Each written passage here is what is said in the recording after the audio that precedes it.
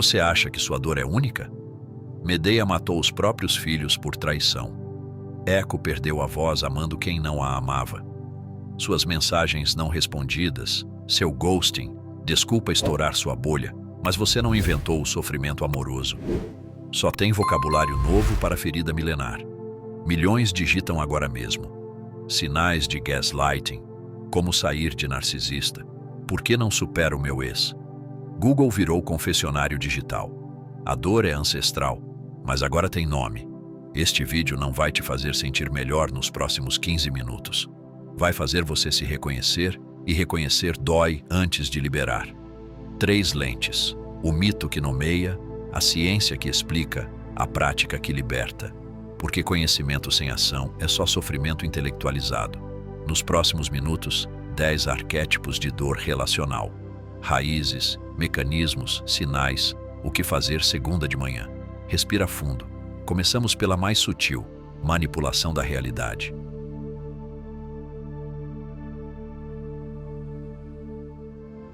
Isso nunca aconteceu.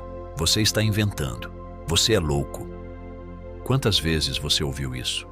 Quantas vezes começou a duvidar da própria memória, do próprio juízo, da própria sanidade? Isso tem nome: gaslighting. E não, você não está enlouquecendo. O termo vem de uma peça de 1938, onde um marido manipula as luzes a gás e nega que estão oscilando. A esposa acha que está ficando louca. Não está. Está sendo demolida. Descartes construiu sua filosofia sobre penso, logo existo. Gaslighting inverte isso. Não é você questionando o mundo. É alguém implantando dúvida sobre o que você pensa, sente, lembra. Leon Festinger chamou de dissonância cognitiva. Quando duas verdades incompatíveis coexistem, o cérebro entra em guerra consigo mesmo. Resultado: ansiedade crônica, depressão, despersonalização. Orwell previu em 1984: quem controla o passado controla o futuro. Gaslighting é reescrita sistemática da história compartilhada. Sinais práticos. Você grava conversas porque não confia na própria versão. Pede desculpas por coisas que não fez. Confusão constante. Isola-se de quem poderia validar sua realidade. Primeiro passo: acredite na sua percepção. Documente. Busque âncoras externas, amigos, terapeutas. Mas tem manipulação ainda pior. Uma que vem disfarçada de amor épico.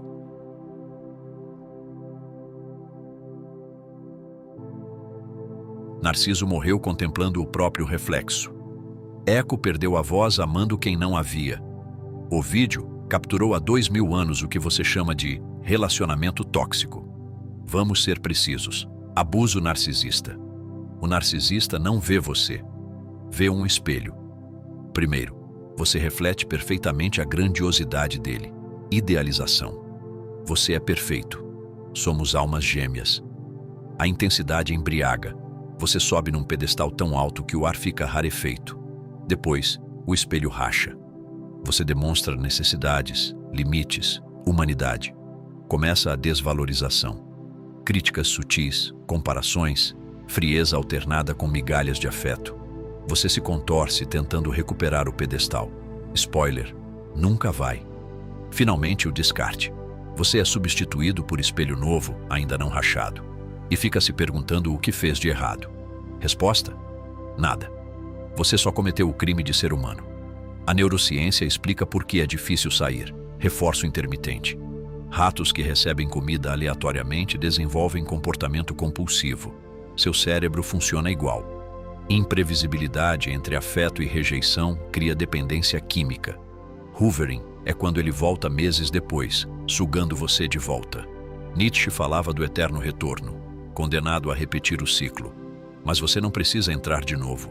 Primeiro passo: reconheça o padrão, não o potencial. Sem contato rigoroso. Reconstrua a autoestima em terapia.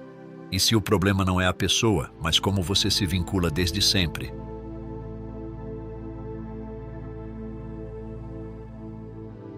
Pergunta honesta: por que você sempre escolhe pessoas emocionalmente indisponíveis? Por que quanto mais persegue, mais a pessoa foge? Não é azar. É padrão de apego. e você aprendeu antes dos 5 anos. John Bowlby observou bebês separados de mães e descobriu: a forma como você foi cuidado esculpe modelos internos de como amar pelo resto da vida. Mary Ainsworth refinou isso. Crianças seguras exploram e voltam confiantes. Ansiosas se agarram em pânico. Evitativas fingem indiferença, mas sangram por dentro. Schopenhauer via o amor como armadilha evolutiva. Acertou numa coisa: você repete padrões inconscientes até tomar consciência. Na vida adulta, 4 estilos. Seguro, confia em si e no outro. Ansioso, precisa de garantias constantes, vive em pânico. Evitativo, intimidade sufoca, você foge quando alguém se aproxima. Desorganizado, quer e foge simultaneamente. A combinação mais destrutiva: ansioso perseguindo evitativo. Você ativa, busca proximidade desesperadamente. A pessoa desativa se afasta. Quanto mais você persegue, mais ela foge. Dança mortal que Garcia Marques capturou em 100 anos de solidão. Gerações repetindo amores impossíveis. Primeiro passo: faça teste de apego validado. Identifique gatilhos. Busque terapia focada em apego. O estilo pode mudar, não é sentença. Mas e quando alguém usa a intensidade como isca, acelerando artificialmente a intimidade?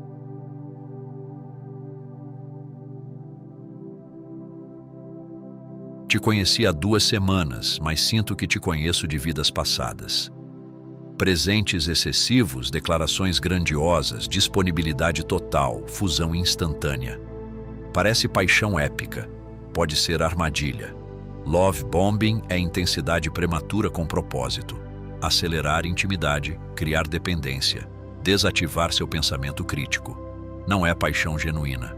É sedução predatória disfarçada de romantismo. A diferença? Paixão saudável cresce gradualmente, respeitando ritmos. Love bombing explode, isola você dos amigos, exige exclusividade imediata.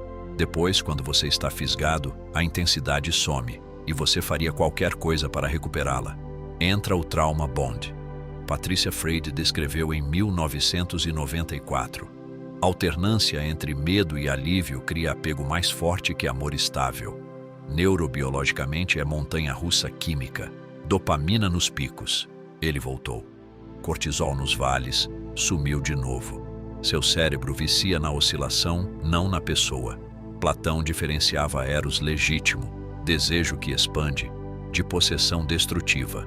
Love bombing é possessão com máscara de eros. Sinais: velocidade excessiva, promessas desproporcionais ao tempo, isolamento sutil dos amigos, inconsistência brutal entre palavras e ações. Primeiro passo: desacelere intencionalmente. Mantenha sua rede social ativa. Observe consistência ao longo de meses, não semanas. Confie no desconforto. E quando você não consegue dizer não, vive regulando o humor alheio, esquecendo do próprio.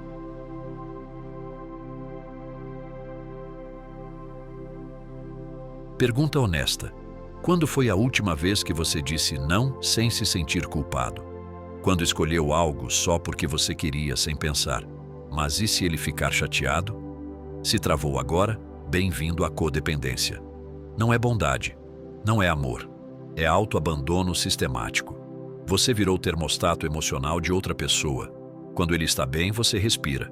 Quando ele está mal, você entra em pânico e tenta consertar. Sartre disse: o inferno são os outros.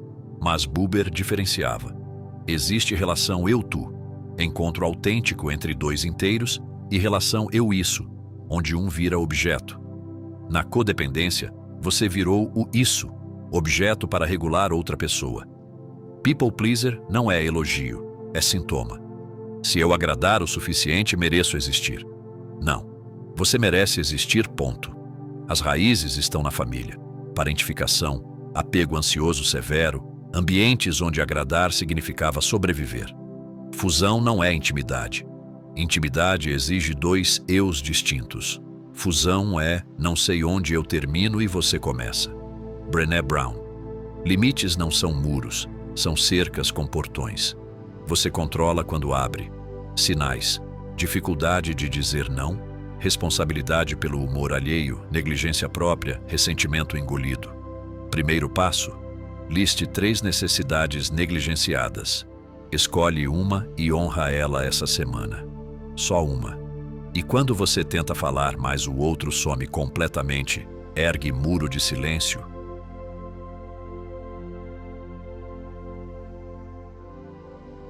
Você tenta conversar. A pessoa te olha com olhos vazios, vira as costas, sai da sala. Você manda mensagem. Visualizado, nada. Horas, dias. Você implora por uma palavra, qualquer palavra. Silêncio. Isso tem nome. Stonewalling, o muro de pedra. John Gottman identificou os 4 cavaleiros do apocalipse dos relacionamentos. Stonewalling é o mais letal. Recusa sistemática de diálogo, desligamento emocional, silêncio como punição. Na Grécia Antiga, ostracismo era banimento social, isolamento como destruição. O silêncio punitivo faz isso em escala íntima. Você não existe para mim agora. Wittgenstein escreveu: sobre o que não se pode falar, deve-se calar. Stonewalling inverte isso. Transforma silêncio em arma onde palavras deveriam construir pontes. Mas atenção, nem todo silêncio é maldade. A diferença entre pausa reguladora, preciso 20 minutos para organizar pensamentos, e muro punitivo, não falo até você implorar. A primeira é autocuidado.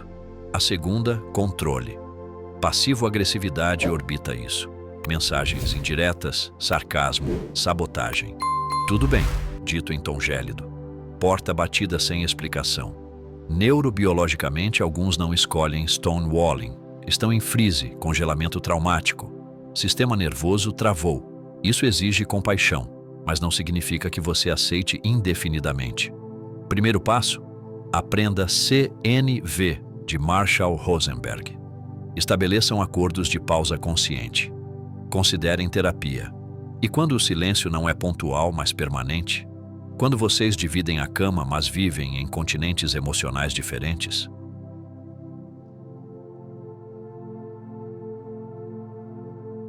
Você divide a cama, a casa, a conta do streaming. Jantam juntos em silêncio olhando telas. Vocês transam mecanicamente, se for o caso. Mas quando foi a última vez que você se sentiu verdadeiramente visto? Quando tiveram uma conversa que não fosse logística, paga a conta, compra leite, que horas você volta? Kierkegaard chamou de desespero silencioso. Angústia que não grita, apenas corrói. Solidão a 2 é exatamente isso. Estar junto, mas profundamente, brutalmente sozinho. Proximidade física sem encontro emocional. Ele está ali fisicamente, mas emocionalmente em outro continente. Você fala, a pessoa ouve sem escutar. Vocês coexistem, não habitam o mesmo mundo afetivo. É coabitação, não intimidade. Heidegger diferenciava o estar com autêntico, presença real, da coexistência vazia. Estar lado a lado sem verdadeira presença. Muitos relacionamentos são isso, 2 estranhos compartilhando espaço. Indisponibilidade emocional tem causas: alexitimia, analfabetismo emocional, trauma não processado, apego evitativo severo. A pessoa não aprendeu a linguagem da vulnerabilidade, e vulnerabilidade aterroriza mais que solidão. As esquivas são previsíveis. Workaholismo, telas incessantes, vícios funcionais, filhos como mediadores emocionais para nunca se encarar a 2. Brené Brown. Vulnerabilidade é coragem de ser visto completamente sem máscaras. Primeiro passo: experimentem as 36 perguntas de Arthur Aron. Criem datas intencionais sem telas. Considerem terapia de casal focada em intimidade emocional. Mas a quebra ainda mais brutal, que não é ausência, é traição ativa do contrato mais sagrado.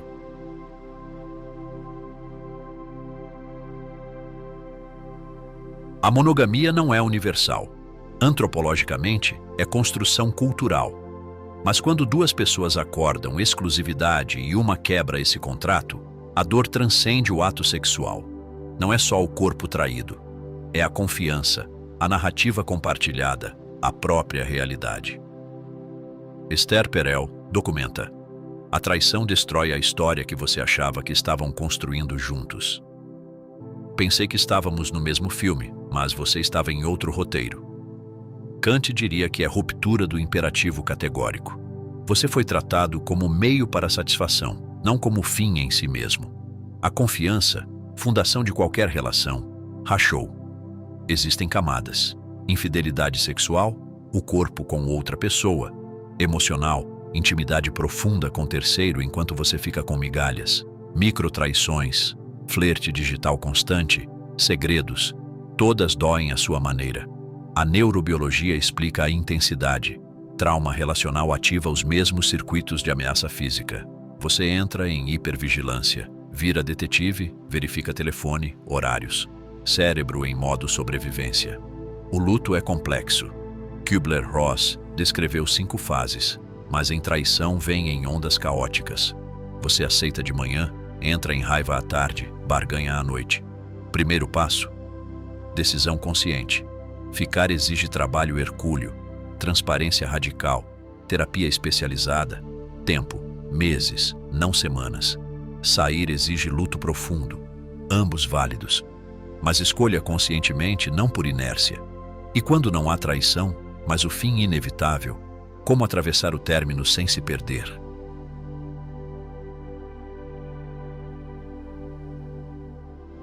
Já faz 3 meses, supera. Tem tanta gente no mundo. Quem nunca ouviu isso? E quem nunca se sentiu patético por ainda estar sangrando enquanto todo mundo espera que você já tenha seguido em frente? O luto romântico é socialmente minimizado, mas antropologicamente, separação amorosa exige ritual tanto quanto morte. Arnold van Gennep descreveu ritos de passagem em 3 fases: separação, liminaridade, reintegração. Término sem ritual te deixa eternamente no limbo. Neurobiologicamente, seu cérebro não diferencia bem. Helen Fisher escaneou cérebros de recém-terminados. Mesmas áreas ativadas que em abstinência de cocaína. Não é metáfora. É síndrome de retirada dopaminérgica real. Você está literalmente em abstinência química da pessoa. No Contact não é crueldade, é higiene emocional. Freud sabia. Luto exige desligamento. Cada contato reinicia o cronômetro, reativa o sistema de recompensa. É impossível desintoxicar bebendo só um pouquinho. Kübler-Ross mapeou as fases: negação, raiva, barganha, depressão, aceitação. Mas em término, elas não são lineares, são ondas que voltam sem aviso. Epicuro diferenciava dor necessária, inevitável, processual, de dor inútil, autopunição, ruminação crônica. Permita a primeira, recuse a segunda. Primeiro passo: bloqueio estratégico, redes, telefone, 90 dias mínimo, rotina estruturada, rede de apoio ativa, rituais de fechamento, carta não enviada, caixa lacrada, terapia ou grupo de luto. Mas e quando o término nem chega a existir? Quando você vive na era dos vínculos frouxos?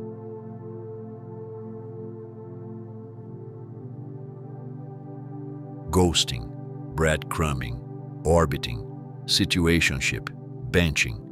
Você conhece esses termos porque já viveu pelo menos 3. Mas esses são sintomas, não a doença. A doença é mais antiga. Angústia da liberdade total sem estrutura, agora amplificada pela tecnologia que promete conexão e entrega solidão industrial. Zygmunt Bauman chamou de amor líquido, relacionamentos fluidos, descartáveis, sem solidez. Não há compromisso porque sempre há outra opção a um swipe. Intimidade sem profundidade. Conexão sem responsabilidade. Você é substituível, todo mundo é, e você sabe disso. Barry Schwartz documentou o paradoxo da escolha. Opções demais geram paralisia e insatisfação. Sempre existe alguém potencialmente melhor. A abundância cria escassez artificial, escassez de presença real, compromisso verdadeiro, escolha definitiva. Sartre alertava: liberdade absoluta gera angústia existencial. Você precisa de alguma estrutura para florescer. Apps prometem infinitude, entregam exaustão. Herbert Simon criou economia da atenção. Quando informação é abundante, atenção vira commodity escassa. Aplicado a relacionamentos. Pessoas viram produtos, intimidade vira transação. Você compete num mercado infinito. Huxley previu em Admirável Mundo Novo. Gratificação instantânea substituindo profundidade. Descartar é mais fácil que reparar. O impacto é documentado. Ansiedade relacional crônica, despersonalização, burnout emocional, cinismo defensivo. Primeiro passo: pausas intencionais de apps, limites de tempo, priorizar encontros presenciais cedo, clareza de intenção desde o início. Você quer casual? Compromisso? Seja honesto. E agora, com o mapa completo, o que você faz com isso?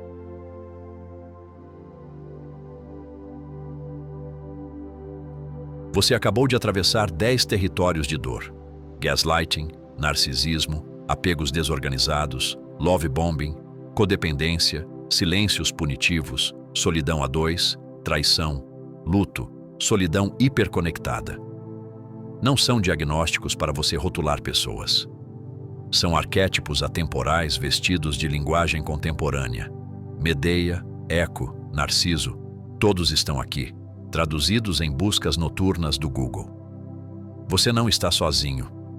Milhões digitam as mesmas dores. O confessionário tem algoritmo, mas a ferida é humana, ancestral. Sócrates inscreveu no templo de Delfos: conhece-te a ti mesmo. Aplicado aqui, reconheça seus padrões, não para se punir, para escolher diferente. Conhecimento sem ação é sofrimento intelectualizado. Ação sem conhecimento é repetição cega. A diferença entre diagnóstico libertador e rótulo paralisante. Sou ansioso como prisão. Não. Tenho apego ansioso e posso trabalhar isso? Sim. O mapa não é sentença, é bússola. Terapia funciona. Não é luxo, é manutenção básica da saúde mental. Os estoicos ensinavam: controle o controlável. Você não controla se foi traído, gosteado, manipulado, mas controla sua resposta, seus limites, suas escolhas daqui para frente. Camus sobre Sísifo. É preciso imaginar Sísifo feliz. Encontrar sentido até romper o ciclo.